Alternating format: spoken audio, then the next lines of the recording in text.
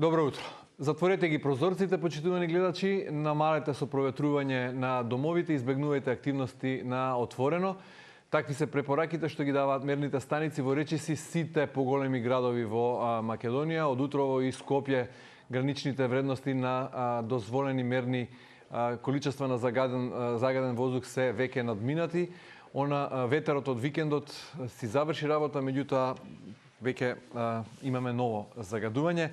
Утрово зборуваме за оваа тема. Гостинка е Татјана Чакулев од О2 иницијативата. Добро утро, добро дојдовте во студиото на Добро утро, благодарам. Ете, имавме среќа, дожд и ветер викендот. Си заврши работа, прочистен воздух. Можевме да ги исчистиме белите дробови и сега повторно се враќаме во оној циклус на загаден воздух. Имаме краткорочни мерки преточени во акцијски план од страна на владата донесен минатата недела. Имаме буџет за наредна година. Имаме најави за изградба на нови централи кои треба долгорочно да го решат проблемот. Генерално, каква би била вашата оценка? Премиерот пред месец дена рече, ако почнеме денес, треба да очекуваме решенија за 3 до 4 години. Можеме ли да очекуваме решение? Па вака, со оглед на... Ај вака да почнеме, значи, во однос и на мерките, и на буџетот, и на когенеративните централи, ако ги земеме заедно, прво е несинхронизирано, нема систематски пристап, когенеративните централи не се во буџетот, значи нема средства тамо во буџетот. Вчера ја слушнав премиерот Мицковски најави 100 до 120 електрични автобуси до идната есен, најголем дел ќе бидат за Скопје. Тоа го нема во буџетот, значи све тоа нешто ад хок, во момент, ќе имаме ова, ќе направиме ова.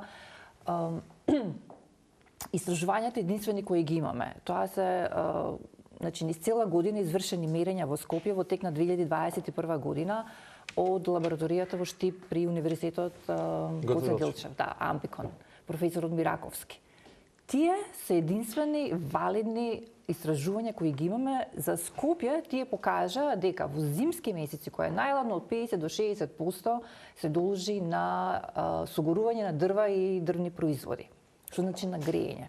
Некаде 11 до 16% е како резултат на согорување на мазот и нафта. Сега, не знаеме дали тој мазот и нафта е за грејење или па како енергент што го користи индустријата. Значи не можеме да направиме таква дистинкција. Извршени се исто вакви мерења кои се презентираа сега есенва. UNDP ги финансираше за Струмица, Кавадарци, Гостивар, Куманово, Струга. Резултатите, значи специфични и прецизни, ги немаат уште објавено, чекаме UNDP да ги објави, меѓутоа и тамо се гледа дека согорување дрва, значи дали за грејење или за грејење на пластеници во Струмица или во други некои околини, е со огромен удел во зимските месеци. Поред, тоа е познат факт и никој не го негира дека е загадувањето најголем дел доаѓа од грејењето. Во вие краткорочни мерки немаме ништо за тоа.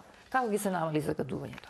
Потоа, кога вие ќе достигнете одредено високо ниво на загадување, веќе е касно да вие преземете некои мерки, а мерките се претежно сега зборуваме за краткорочните преточени во акцијскиот план. Тие се мерки кои се активираат кога може би ја ве измешав со долгиот вовед и едно прашање во се.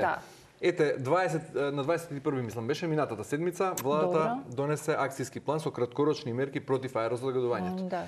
И сега таму се предвидени зајакнети контроли на возила со техничка исправност, забрана за дотурна стока во одредени делови од денот, намалена употреба на службени возила, заштитни мерки за градежните работници кои работат на отворено.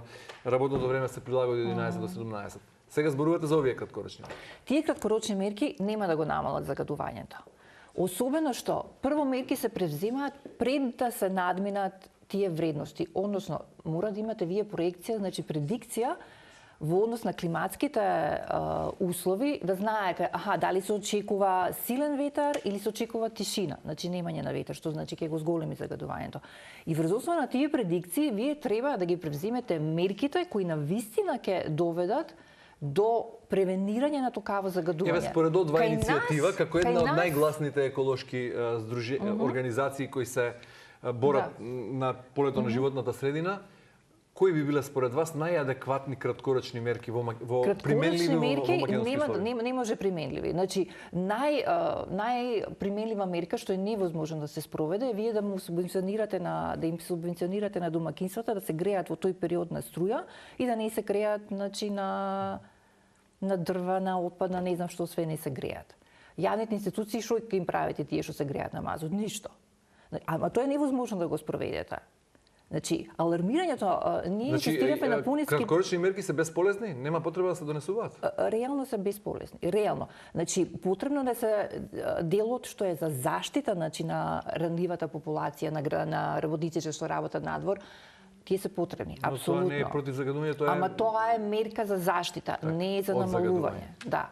Сообраќајот, вие многу лесно ќе го решите, во сите денови, во текот на цела година кога е загаден воздухот надозволено, со минување на буквално еден збор во Законот за возила, кога се воведоа, значи, во Законот за возила се направи измена и се воведоа еконалепниците. Ама се воведе како можност. Може да се стават, а може и не.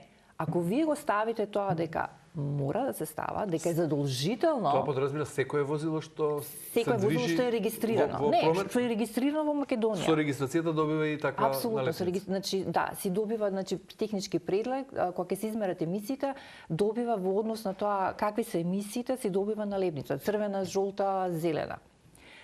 И се знае, денови кога е надозволено загадување, само тие со зелена налепница може да се движат. И тоа е Зошто толку нема волја едноставно оваа и мерка да се просто. спроведе тогаш? Затоа што популизмот влада кај нас, затоа што тоа е непопуларна мерка и партиите секогаш мислат на следните избори кој ќе ги гласа. Буквално е тоа одговорот. А еден збор на чименување ќе го среди Наместо може, мора. сообраќајот. Да, значи задолжително, буквално еден збор.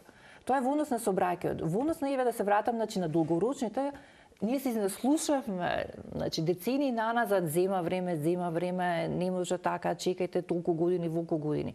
Само да ставиме во перспектива, Законот за квалитет на амбиентниот воздух е донесен пред 20 години. Пред 20 години. Рокот за достигнување на PM10 частичките, значи да дојдат во тие законски дозволени рамки, бил јануари 2012. Значи, ние сме 12 години после тој период. И ние се уште зборуваме треба долго време. Значи 20 години е законов, 20 Но притоа ќе години. потсетам дека пред еден месец Европската унија ја заостри битката против загадениот воздух со Точно, нова ние го објавивме директива. тоа. Да. Министрите на на земјите членки усвоија нови правила според кои стандардите се речиси согласени со Светската здравствена организација кои се на пола најстроги. се, на пола Да. се. Меѓутоа еве во однос на ситните честички PM2,5 Сега се 10. од 50 на 10 се намалува таа граница. Не, 25 е сега годишната вредност, се намалува на Во 10 Европската годишната. унија. Меѓутоа се воведува, тоа што не беше воведено, немавме ние дневна концентрација. Сега зборуваме за За Европска унија. PM2,5. Да. Значи Европска унија воведе и дневна максимална дозволена Но ја намали концентрација. од 25 на 10. Ја намали од 25 на 10, PM10 исто се намалија, од 40 на 20. А кај нас пола. максималната е 50. Уште, нели? 50 е за дневната. Значи да не ги мешаме дневна и годишна. Годишна е една, се воведоа исто годишни концентрации, се намалија на половина, ги спуштија за азотните оксиди. Тука не знаеме исто како ќе биде ситуацијата кај нас. Сулфур диоксид се воведе и годишна граница, значи ги преполовија за многу загадувачки супстанци, на пола ги сведоа и прагови на информирање, на алармирање сега се унифицирани. Сега не може нашава земја да си донесе кој што сака, него ќе си има еден ден надминување над 50 за PM2,5 или над 90 за PM10, тоа е праг на информирање, уклучување.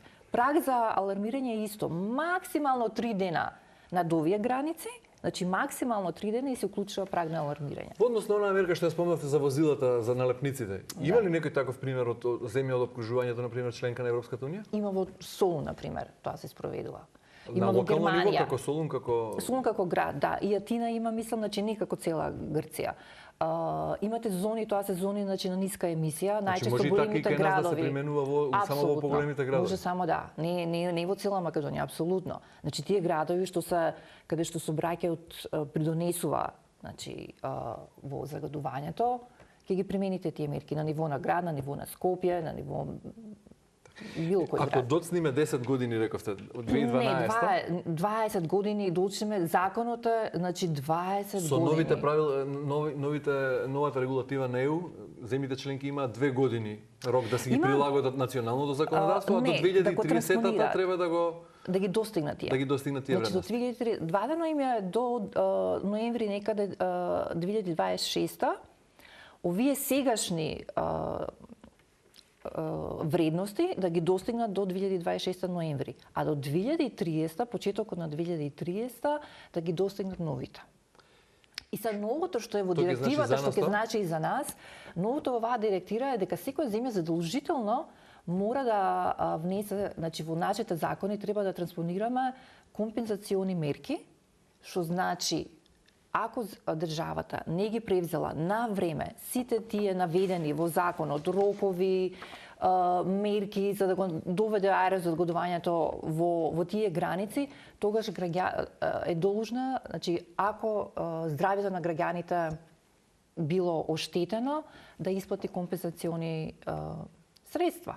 И потоа се бара, меѓутоа не се бара само тоа, туку се бара знаејќи дека земјите ќе сакаат да го избегнат тоа, се бара да не биде тоа направено да е екстремно тешко и невозможно, туку да е направено на начин да може на вистина да се ефектуира и бараат исто ефикасни и пропорционални казни ако земјата не ги спроведе сите тие зададени нешта. Спомнавте дека политичарите, односно политичките партии од популистички причини не се влегуваат во сериозна пресметка со загадувањето.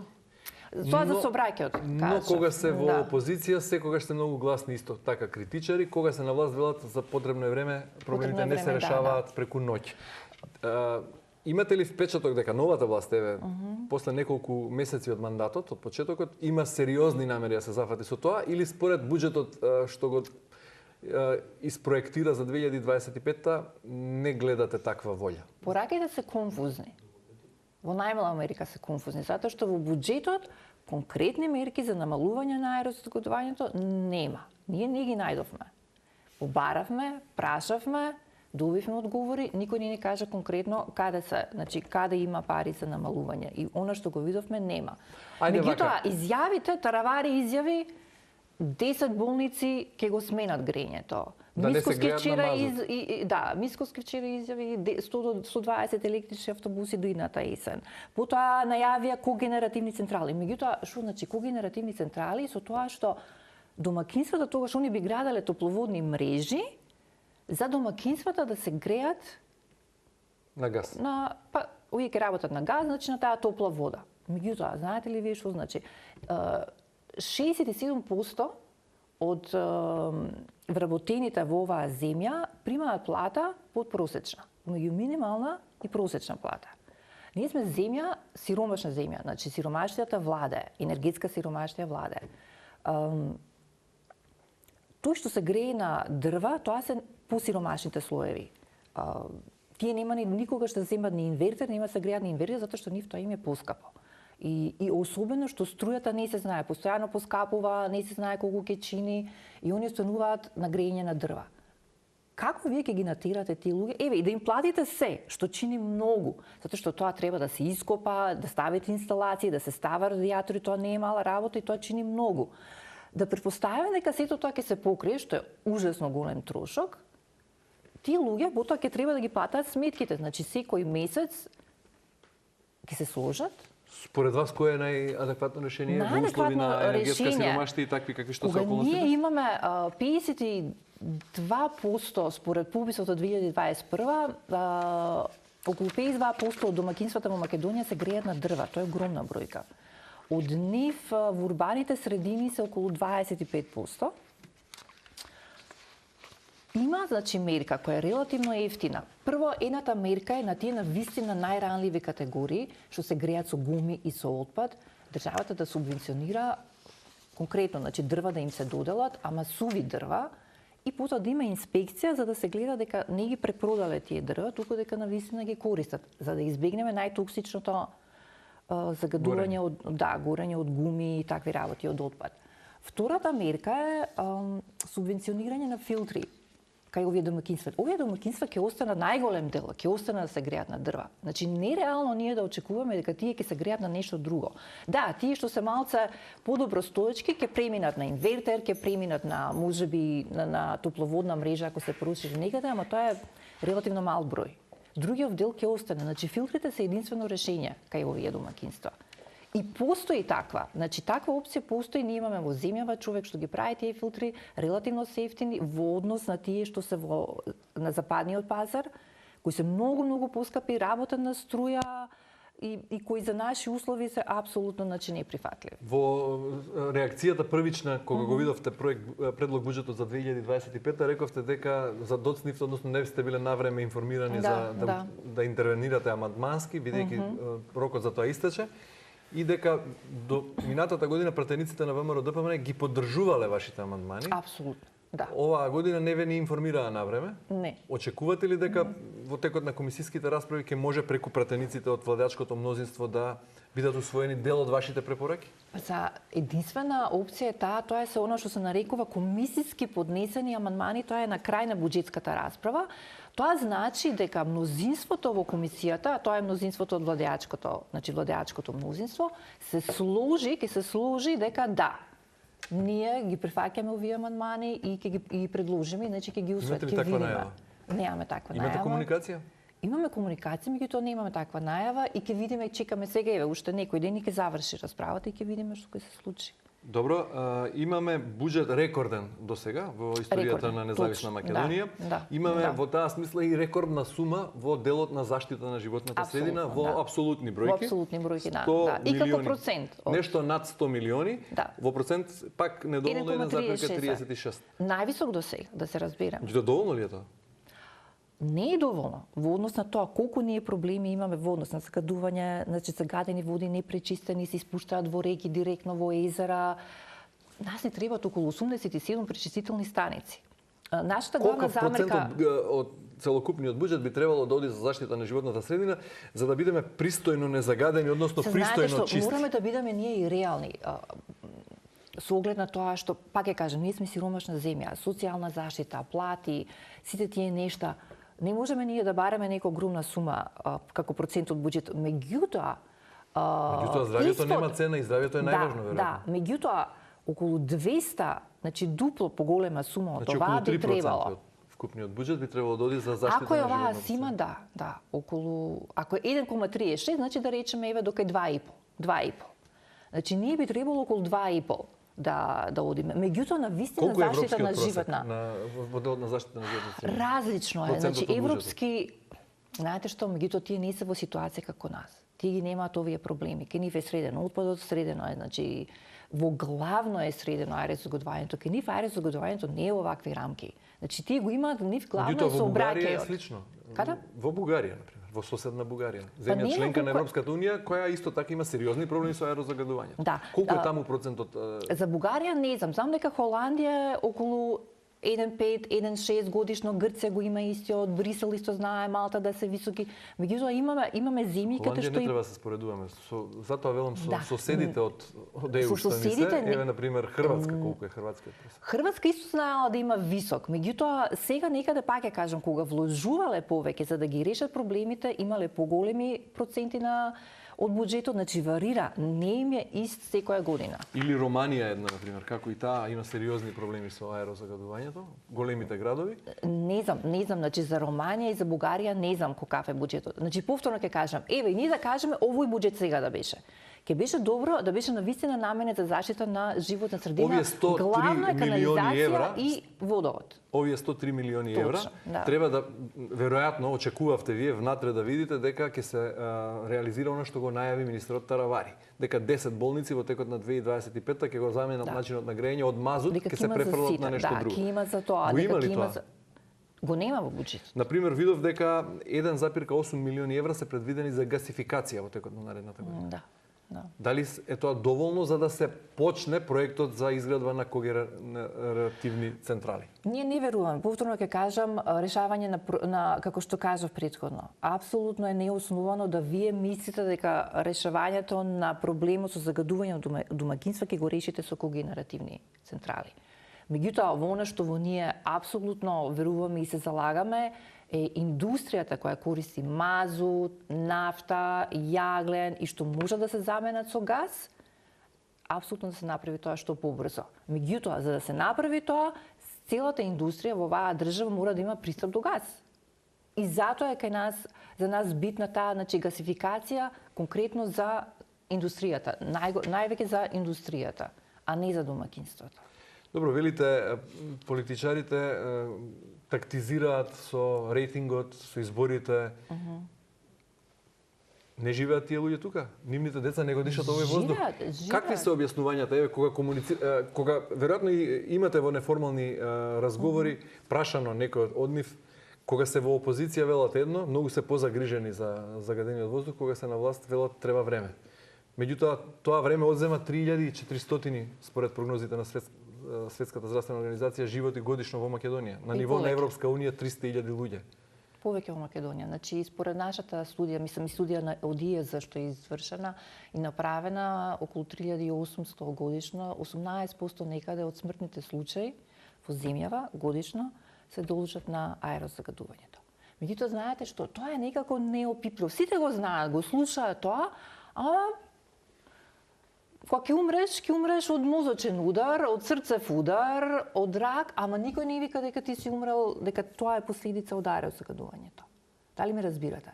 Значи се знае, ама некако се вика, слушај, пензионериве ни се битни како гласачко тело. Пензиите ни се битни да ги покачиме.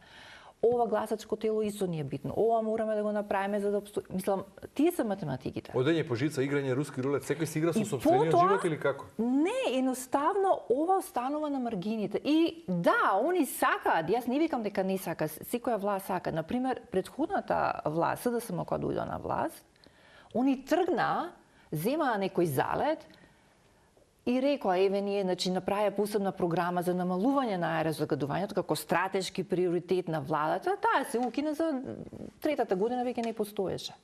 Па воведоа нова програма за зелен развој. Па повторно тие средства се пренаменуваа за друга цел. Значи, се нема систематски пристап, што е карактеристичен за западните земји, каде што вие кога ќе тргнете, имате и на долгорочна стратегија, имате акцијски план кој вика секоја година што ќе се прави, колку ќе се вложи, во што ќе се вложи, кој ќе е одговорен за тоа, кој ќе го спреведе, кои се индикаторите, како ќе се мери. Фискалната стратегија што сега е усвоја во собрание пред некоја недела, фискалната стратегија од 2025 до 2029. Знаете што стои таму за заштита на животна средина? Повторно, изградба на водовод и канализација. Пречистителната станица во Скопје се спомнува, средства се веќе обезбедени за тоа. И со ИПА фондови започнување пречистителна станица во Битола и Прилеп. Препишано од претходната стратегија. Ба не е препишано него. Тоа стои и повторно средствата што се веќе обезбедени за регионални депонии и системот за управување за отпад. И толку. Индикатори се, значи индикатори за да се знаеме дали успешно или како, метри изградени на водовод и канализација. Аерозагадувањето воопшто не постои таму. Значи не постои. Сметате дека не сме достигнале степенот на цивилизацијски развој, да сме свесни дека, например, ќе тргнеме од една најмала клетка на на семејство ново или мала група на луѓе кога би влегла во нова канцеларија или во нов дом. Прво што би требало да направи пред да набави мебел или канцелариски материјал или опрема, треба да го прочисти воздухот, да го изчисти сметот, да одреди каде ќе се става сметот и да одреди како, на кој начин ќе се прочистува воздухот. Веројатно, здравието е на прво место, па се друго. Па не е на прво место. Пак ќе кажам, не е на прво место. До свеста е? До свеста на тие што ја вода државата, апсолутно е. Тие што ја вода државата ги бираат граѓаните. Значи, немаме доволно свест дека здравието треба да ни биде на прво место. Па немаме доволно свест, очигледно. Затоа што кај нас секогаш прво и второ, и трето, колку гласови ќе се добијат на следни избори. И се знае дека водовод и канализација, да, ние не сме против, значи, соопштение, врз основа на нашето соопштение што го испративме за медиуми, Министерството за животна средина испрати, си објави соопштение, каде што кажа дека, пошто ние реагиравме за тоа дека најголем дел од средствата одат за изградба на водовод и канализација, што би требало да биде, прво тоа е обврска на општините, меѓутоа разбираме, процес на децентрализација не е завршен, немаат средства доволно. Тоа треба да е Министерството за транспорт, значи порано транспорт и врски, сега Министерство за транспорт, тие средства таму нека бидат. Тоа не е заштита на животна средина. Значи, изграба на водовод не е заштита, тоа е обезбедување на право на чиста вода, ама заштита на животна средина е нешто друго. Добро, мораме да привршуваме, иако темата Да. е многу интересна. За крај, би сакал да ја прашам, почнавме, рековте треба време, се уште не сте на чисто, во кој правец, бидејќи ви делува Апсолутно не многу сме на чисто. конфузно, Многу конфузно. новата власт Многу. и незината определба да се справи со загадениот воздух. Да. На крај, по 3 години, какво е вашето предвидување? Ќе дишаме ли почист воздух во Македонија? Не знаеме.